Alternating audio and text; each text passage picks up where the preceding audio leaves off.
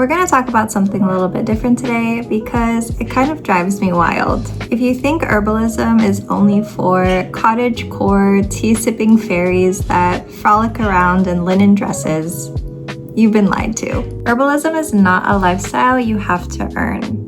You don't have to have a farm, and you do not need to have your shelves looking like Harry Potter's potion class. You don't even have to give up Taco Bell in order to use herbs. Because herbalism isn't just for some elite crunchy club, it's for real everyday people like you and me. So here's the thing. Somewhere along the way, herbalism got this aesthetic makeover. And now people feel that if they don't check these boxes that they're not allowed in. Other influencers make you feel like you have to grow every herb yourself, only drink out of mason jars, have a perfect apothecary shelf, and no Doritos allowed. And I don't understand that because when did plants get a dress code? I've had some conversations with people who have hesitated to start herbs because they feel like they're not doing it right based on social expectations. And that's a huge problem. The gatekeeping makes herbalism feel intimidating, as if it's a lifestyle you have to commit your whole personality to. And what's frustrating about that is it keeps people from accessing tools that can actually help them. The truth is that anybody can learn herbalism. I used to feel this way when I first started herbalism because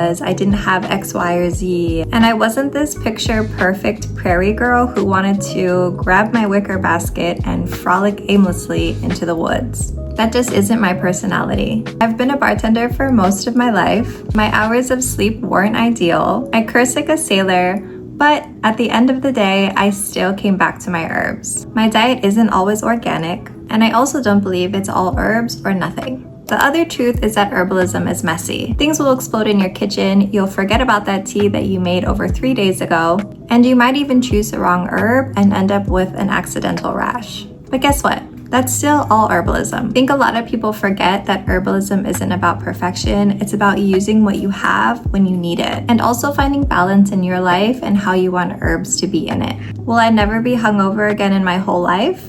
Probably not. But will I go ahead and reach for ginger the next day for nausea? Probably. Will I stay up till 2 in the morning working on my business? Sure. But will I reach for chamomile tea to help me wind down? Of course. Am I never stressed out because I'm an herbalist? Absolutely not. But will I reach for that tincture of lemon balm to help me bring it back down? Yes. Herbalism is tools for real life. Stress, PMS, hangovers, muscle soreness, bloating, bad dates, everyday things. And if we zoom out, herbalism has always been for the people. Every culture, every generation, people used to use whatever plants surrounded them. They weren't out ordering fancy powders off the internet or waiting to have fancy jars full of herbs. They used what was in the kitchen, what grew on the side of the road, or even what grandma told them worked best. Herbalism is supposed to be practical, accessible, and human. So if you've ever felt like you're not crunchy enough or not natural enough to use herbs, I'll tell you right now that you are enough. You don't need a garden, you don't need 50 tinctures, and you don't have to do it perfectly. All you need is curiosity. Pick 1 or 2 herbs, learn them well, see how they work in your body, and build slowly. Because that's what real herbalism looks like.